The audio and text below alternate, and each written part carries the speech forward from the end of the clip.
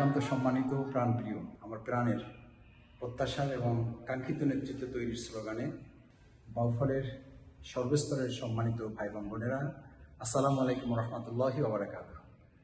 আমাদের পবিত্র মাহে রমজানের আজকের একেবারে শেষ সময়ের শেষ প্রান্তে যখন আমরা ঈদুল ফিতরের জন্য অপেক্ষমান, ঈদের বাকাজাত আমরা দেখব, আনন্দ করব, সেই সময় আমি আমার প্রাণের আমার প্রিয় বাউফলের সর্বস্তরের ভাই এবং বোনদের জন্য আমি শফিকুল ইসলাম মাসুদ, আপনাদের কারো সন্তান, কারো ছোট ভাই, আমার পক্ষ থেকে আপনাদের সকলকে ঈদের শুভেচ্ছা, সবাইকে ঈদ মোবারক।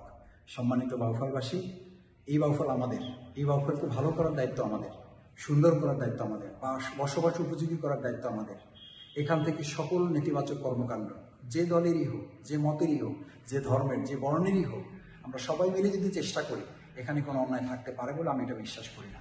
আলহামদুলিল্লাহ, ইতিমধ্যে আমি শফিকুল ইসলাম মাসুদ আপনাদের সহযোগিতা নিয়ে, ভালোবাসা নিয়ে, আন্তরিকতা নিয়ে, দরদ নিয়ে, এবং আপনারা আমার পাশে থেকেছেন, আপনাদের পাশে আমাকে থাকার সুযোগ দিয়েছেন।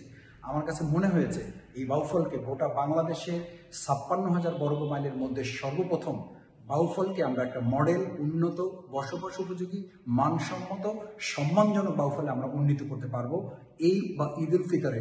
সেটাই হোক আমাদের অঙ্গীকার, তাহলেই ঈদ আমাদের সফল এবং সার্থক হবে।